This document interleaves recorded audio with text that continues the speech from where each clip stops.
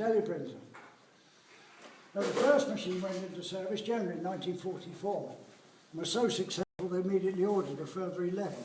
Only 9 more ever turned up, total of 10 to site, and number 9 was installed here where we're standing. As the year progressed, the design improved and get to Colossus Mark II, of which this is a rebuild.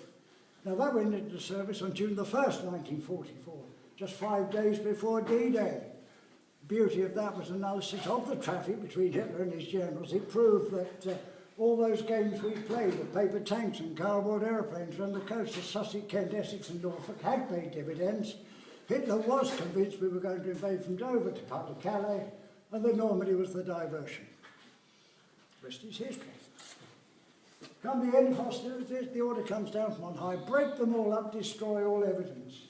The explanation given was that we told the Russians we cracked Enigma. We hadn't told them, and we had no intention of telling them, that we cracked Lorentz, which was 1,000,000 times more powerful as an encryption system. And we didn't wish them to know we had this sort of capability, especially with the Cold War looming. In practice, 8 of the machines on the Bletchley site were dismantled, but 2 survived, eventually ending up at Cheltenham with GCHQ, carried on running there till the end of '61. Then they were smashed up, and all the associated design data was destroyed. Galloping forward to the 80s, 90s, Bletchley Park was going to be turned into a huge housing estate. Interested parties said vandalism, it's got to be kept from nation, so it has been. Now, one of the people concerned in that, Tony Sow, had always had the ambition to rebuild this thing. It really was the first electronic semi-programmable digital computer. But where do you start? I've said all the information's been destroyed. Well, it wasn't quite true. There was still in existence 8 or 9 official wartime black and white photographs of the Colossus. Tony was able to track down some of the engineers from Dulles Hill who'd worked on it. They got notebooks, which they shouldn't have had. They got drawings, which they shouldn't have had. Tony's now, the police were still alive and able to give advice and assistance, so they all get together in Tony's workshop with his CAD system and quite literally redesigned Colossus from scratch, from photographs and the memories of the original designers and builders. Great, said Tony, I've got my drawings now, where do I go? Well, about this time the old post office has become BT, and they're in the process of upgrading all the old mechanical telephone exchanges to electronic. So electronic equipment coming in the front door, redundant mechanical stuff going to the back door as scrap. Tony parks his lorry outside the back door.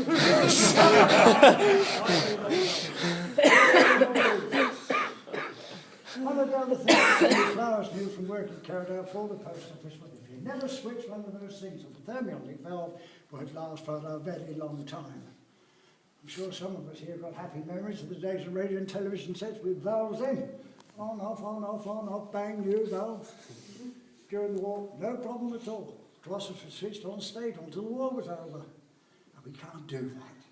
This thing consumes 8 1/4 kilowatts of power, makes it very popular in the winter. And we can't afford the electricity bill. So there's a device down there which enables us to bring the valve heaters up gently in the morning and take them down gently in the evening. And by doing it that way, although there are 2,500 valves in this thing, failure rate, if we're unlucky, is between 5 and 8 a year.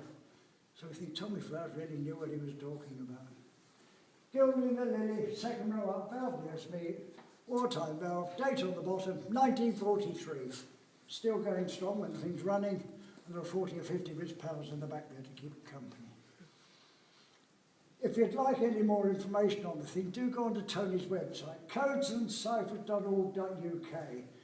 Unfortunately, the section you're looking for is nerds and anoraks.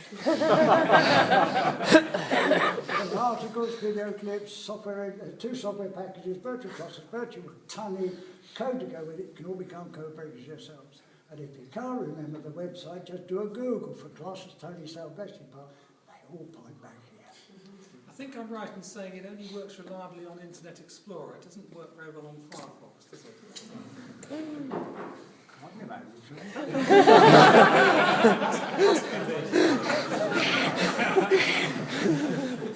Must be. That was a high-speed run through the system. Yeah. We're really running out of time, but what I suggest is maybe you just walk all the way around the back and have a look at what's there are 2,500 valves. It's quite impressive around the back there. Admire the people standing here. Chap behind us here is part of the rebuild team. 14 years.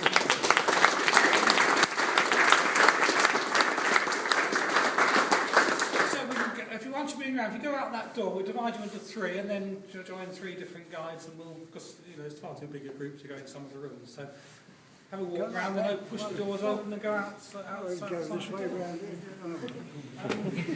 Cheers, thanks. Also, predominantly, I think it's 5 or 6 different types.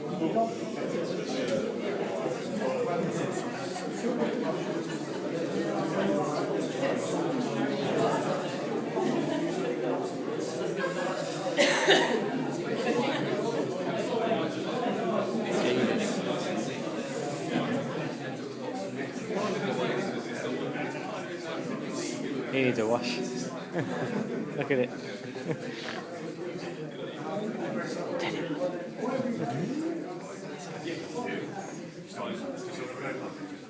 Oh yeah, so